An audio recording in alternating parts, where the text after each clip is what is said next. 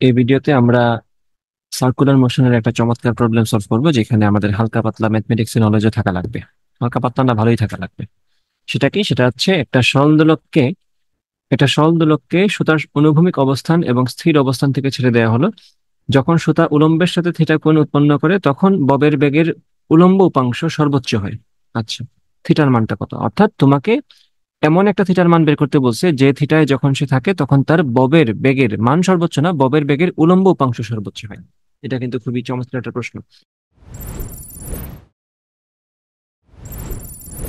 তো আমরা যদি একটু প্রাথমিকভাবে বোঝার চেষ্টা করি, জিনিসটা ছিল কোথায় প্রথমে? সুতার অনুভূমিক অবস্থান এবং স্থির অবস্থান। অর্থাৎ মনে করো, আমি যদি বলি এটা হচ্ছে আমাদের সরল দোলক, কিভাবে ছিল, আমরা তাকে কই থেকে ছাড়ছি একটু খেয়াল করবা। আমরা কিন্তু তাকে এখান থেকে আহ ধরে, এই যে সরল দোলকটা তো আমার এখানে না, ধরো বললাম এই হচ্ছে আমাদের সরল দোলকটা। এই যে এটা বললাম, এই সরাই দিই, এটা ধরো। আমি বললাম এই হচ্ছে আমাদের ববটা এখানে ছিল। ববটা যদি এখানে থাকে, তাহলে একটু চিকন করে দেই। ববটা যদি এখানে থাকে, আমরা সুতাকে যেখান থেকে ছাড়ছি সেই পজিশনটা হচ্ছে আসলে এটা। আমরা ববটাকে, এই যে সুতার অনুভূমিক অবস্থান বলছি না, আমরা সুতার অনুভূমিক অবস্থান মনে করি এখানে। আমি তাকে এখান থেকে তুলে ছেড়ে দিব। এই অবস্থান থেকে তাকে আমি ছাড়ছি। ঠিক আছে, এখান থেকে তাকে আমি ছাড়ছি। এই এই পজিশন কিন্তু তার লাইফে কখনোই ছিল না। আমরা শুরু করছি তাকে এখান থেকে এবং ছেড়ে দিব। এবং সে স্বাভাবিকভাবে একটা বৃত্তাকার পথে ঘুরে ঘুরে তো আসবেই। আমি যদি বলি বৃত্তাকার পথে সে ঘুরে আসতেছে, সে তো স্বাভাবিকভাবেই এই রাস্তা বরাবরই আসবে। এটা কি আসলো? সে তো এই রাস্তা বরাবর আসবে, তাই না? এই রাস্তা বরাবর আসবে। তোমাকে জিজ্ঞেস করছে সে কত কোণে থাকলে, এই যে থিটার মান বের করতে বলছে না, যে মানে উলম্ব রেখার সাথে, এই যে দেখো উলম্ব রেখার সাথে থিটা কোণ যখন সে উৎপন্ন করে, তখন ববের বেগের উলম্ব উপাংশ সর্বোচ্চ হয়। অর্থাৎ এমন একটা কোণের কথা বলছে, যে কোণে যখন সে থাকবে, যে কোণে যখন কখন সে থাকবে, কার সাথে থাকবে? উলম্ব রেখার সাথে, তাই না? উলম্ব রেখার সাথে যখন সে থিটা কোণে থাকবে, তখনকার যে বেগটা, সেই বেগের উলম্ব উপাংশটা সর্বোচ্চ হবে। অর্থাৎ এই মুহূর্তে যদি আমি বলি বেগটা, আমি যদি বলি তার এই মুহূর্তের বেগটা হচ্ছে ভি নট, আমি বললাম তার এই মুহূর্তের বেগটা হচ্ছে, বা ভি বললাম, কিচ্ছু আসে যায় না, আমি বললাম এই মুহূর্তের বেগটা হচ্ছে তার ভি। এই যে বেগটা, এই বেগের যে উলম্ব উপাংশটা, সেটা কোন দিকে কাজ করবে? এদিকে না? এই বেগের যে উলম্ব উপাংশ এটা, এই যে এটা, ডান নিয়ে যে একটু, এই যে উলম্ব উপাংশটা, এই উপাংশটা আমরা চাচ্ছি কি সেটা সর্বোচ্চ হোক। ঠিক আছে, এই যে এই মুহূর্তের যে বেগটা, যখন সে অনুভূমিক উলম্বের সাথে থিটা কোণে আছে, তখনকার বেগের উলম্ব যে উপাংশটা, এই উপাংশটা আমি চাচ্ছি সর্বোচ্চ হবে। ঠিক আছে, এবং সেটা কিভাবে হবে সেটা আমরা পরে বের করব। আচ্ছা, এখন আমরা মেইন কাজ শুরু করি। তো যখন তাকে আমি এখান থেকে ছেড়ে দিলাম, সে যখন এখান থেকে, আমি ধরে নিচ্ছি যে সেই পজিশনটা হচ্ছে এটা। তো এই এই এই থিটার মানটাই আমরা বের করবো আর কি, যখন ববের উলম্ব বেগের উলম্ব উপাংশটা বেগের মানের সর্বোচ্চ হয়।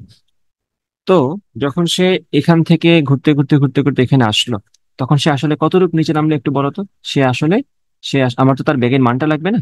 তো সে যদি এইটুকু নিচে নামে, এই পরিমাণটাকে আমি বললাম মনে করো, এই পরিমাণটাকে আমি মনে করে বললাম এইচ, সে এইচ পরিমাণ নিচে নামলো।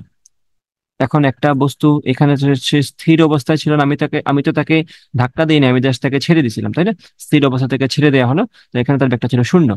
এইচ পরিমাণ যখন সে নিচে নামছে, তখন তার ব্যাগটা কি হবে? ওই যে সূত্রটা, আমাদের কমন সূত্র, ভি স্কোয়ার সমান ই স্কোয়ার প্লাস টু জিএইচ। তাহলে এখানে কি হবে? তার ব্যাগটা রুট ওভার টু জিএইচ, কারণ আদি ব্যাগটা তো শূন্য।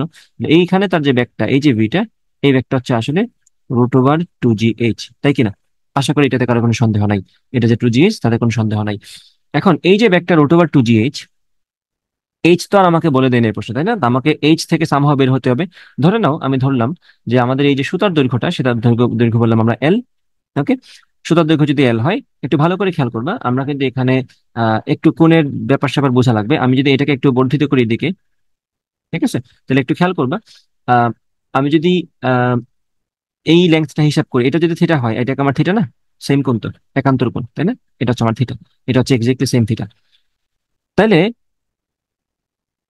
এটা যদি আমাদের সুতার দৈর্ঘ্য এল হয়, তাহলে এই পরিমাণটাকে কি আমরা কি বলতে পারি বলতো? এটাকে কি আমরা এল সাইন কস থিটা বলতে পারি না? তার আমরা এখানে বলতে পারি এইচ মানে হচ্ছে আমাদের আসলে এল কস থিটা, তাই কিনা? তাতে করে সন্দেহ আছে বলে আমার মনে হয় না। বাট এই পরিমাণটা যদি আমাদের এল হয়, এই পরিমাণটা যদি আমার এল হয়, ইট ইজ লাইক আমার এল এর উপাংশ নিছি আমরা এই বরাবর। তাহলে এই পরিমাণটা কি হবে? এল কস থিটা। তোমার যদি বিশ্বাস না হয়, তুমি কস থিটা বসায় দেখো। কস থিটা মানে কি হবে?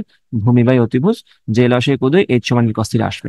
এখন আমরা সিম্পলি এই যে টু জি এইচ এর জায়গায় আমরা রুট ওভার দিয়ে টু জি into L into cos theta বলে দিব। ওকে, গেল, এটা এটা বুঝলাম। এখন এটা তো আমাদের বেগটা, আমার তো লাগবে কি, আমার তো লাগবে বেগের উলম্ব উপাংশটা, তাই না? আমরা তো এতক্ষণ বেগ নিয়ে কথা বললাম, আমরা তো মূলত কাজ করবো এইটা নিয়ে, উলম্ব উপাংশটা। এখন উলম্ব উপাংশ বের করতে হলে আমার কি এই কোণটা দরকার না? এই কোণটা আসলে কতটুকু এক্সাক্টলি কতটুকু আমাদের বের করা লাগবে না? তো সেটা আমরা কিভাবে বের করবো একটু খেয়াল করবা। আমি যদি এই রেখাটাকে এদিকে বর্ধিত করি একটু, যদি করি, তাহলে কি আমরা এটা বলতে পারি না যে এই কোণটাও থিটা, তাই না? এই কোণটাও থিটা। এখন এই কোণ যদি থিটা হয়, আমার কি এই পুরাটা 90 ডিগ্রি না? আমি এটাকে একটু জুম ইন করে দিই যাতে তোমাদের জন্য কথা বলতে সুবিধা হবে আমার।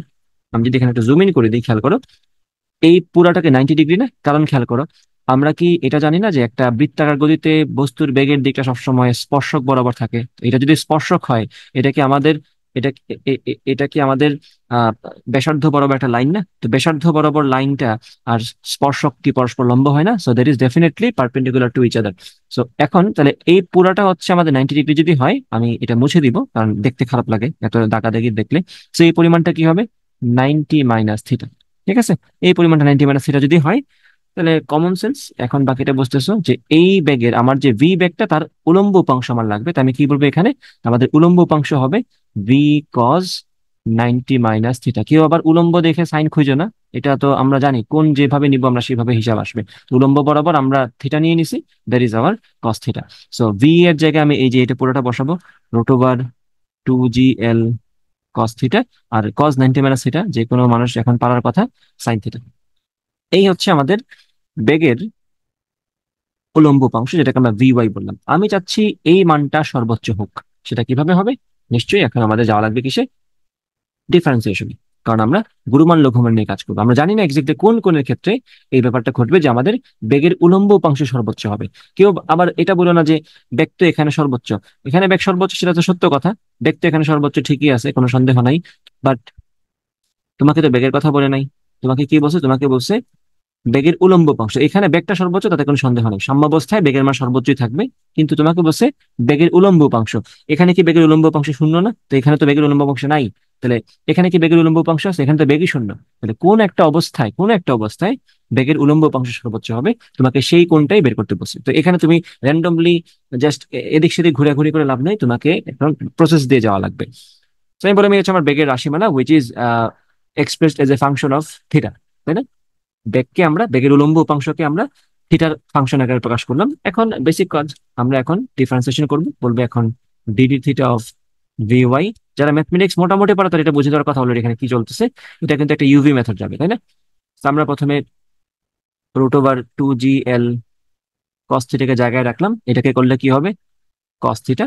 তারপরের বার সাইন থিটাকে জায়গায় রাখলাম, এটাকে করতে হবে। এখন এটা সামথিং, √, যদি সামথিং থাকে তাহলে তো আমাদের একটা কমন জিনিস জানা আছে, 1/2 √, এই পুরো জিনিসটা আবার √2GL কস থিটা। এখন আরেকবার 2GL কস থিটাকে যদি আমরা ডিফারেন্সিয়েশন করি, that will give us 2GL, তো 2GL এর জায়গায় থাকবে 2GL cos theta will become minus sine theta.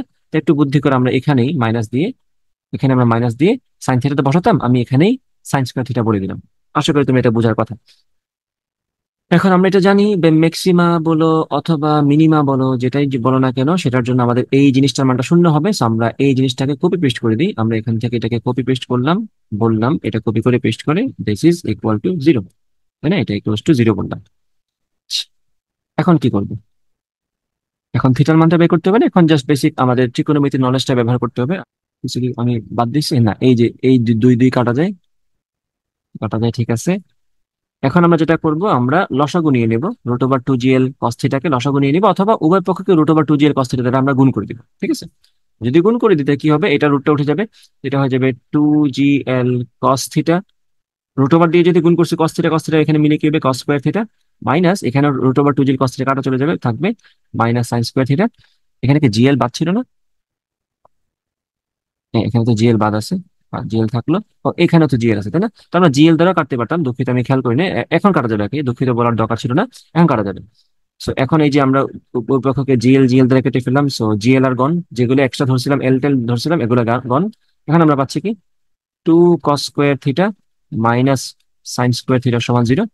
এখন কি করব? এখন আমরা যেটা করতে পারি সেটা হচ্ছে, আমরা এখন বলতে পারি যে সাইন স্কোয়ার থিটা সমান 2 cos স্কোয়ার থিটা। এখন টেন স্কোয়ার থিটা সমান বলা যায় 2। অবশ্য আরেকটা বুদ্ধি করা যায়, যেহেতু আমাদের উত্তরের মধ্যে খেয়াল করো, আমাদের উত্তরের মধ্যে যেহেতু সাইন আর কজ আছে খালি, তাই না? উত্তরের মধ্যে তো আমাদের পাই/4 আছে, পাই/3 আছে, আর এদিকে কজ ইনভার্স 1/√3, সাইন ইনভার্স 1/√3 আছে। সুতরাং আমরা টেনের দিকে না গিয়ে আমরা যেটা করবো এখন, সেটা হচ্ছে আমরা সাইনকে কজ বানাবো, নাহলে কজকে সাইন বানাই ফেলবো। এটা তো খুবই সহজ কথা। আমি বললাম এখানে 2 cos² মাইনাস sin² মানে কি হবে, -1 প্লাস, এই তো মিলে গেছে, cos² সমান 0। আর এখানে বলতে পারি আমরা 3 cos² সমান 1। তাহলে cos² সমান 1/3, সো cos থিটা সমান মানে থিটা সমান, এই যে cos থিটা সমান হবে আমাদের 1/√3, আর থিটা সমান হবে আমাদের cos ইনভার্স 1/√3। মাইনাস নিলাম না কেন, কারণ এখানে তোমাকে সূক্ষ্মকোণ নিয়ে কথা বলছে। সো সূক্ষ্মকোণ নিয়ে যেহেতু কথা বলছে, এখানে তো আমাদের আলাদাভাবে স্থূলকোণ হওয়ার কোনো চান্স কিন্তু এখানে নাই, কারণ আমি ছাড়ছি তাকে কোন জায়গা থেকে, অনুভূমিক এবং স্থির অবস্থা থেকে। তাহলে এই জায়গার মধ্যে কিন্তু তার থিটার মানটা স্থূলকোণ হওয়ার তো কোনো চান্স নেই, তাই না? আমি তাকে শুরুই করছি তো 90 থেকে, তাই তো? তো এখানে আনসার পজিটিভ থাকবে, কারণ আমার যদি বলি কজের মান নেগেটিভ, তার মানে আমরা চলে গেছি স্থূলকোণে। স্থূলকোণের এখানে কোনো সুযোগ নেই। Answer would be cos inverse 1/√3। এখন তোমাদের মাথায় আসতে পারে যে যখন আমি 10 দিয়ে করলাম তখন আনসার মিলতো কেমন, আমার তো এখানে 10 দিয়ে আনসার নাই, তাই না? তো আমি যদি 10 দিয়েও করতাম সমস্যা ছিল না, সব জিনিস বুঝতে তার এগুলো পারবাই। আমি এখানে পাইতাম কি, tan² থিটা সমান কি, tan² থিটা সমান 2 না? তো আমরা বলতাম তখন tan থিটা সমান √2। তখন থিটা সমান কি বলতাম, tan−1√2। tan−1 যদি √2 বলতাম, আমি কি tan−1√2 থেকে আমি কি cos ইনভার্সে আসতে পারি না? অবশ্যই পারি। আমরা একটা ত্রিভুজ নিতাম, বলতাম এটা হচ্ছে লম্ব বাই ভূমি, এটা হচ্ছে লম্ব, এটা বলতাম ভূমি। তো এখানে কি আসতো, অতিভুজটা √2² মানে হচ্ছে 2 + 1 3। এই যে তুমি এখান থেকে বলতে পারবা 1/√3, cos ইনভার্স 1/√3 হবে। This is the answer. খুবই চমৎকার একটা প্রবলেম, আশা করি বুঝতে পারছো। ঠিক আছে, ধন্যবাদ।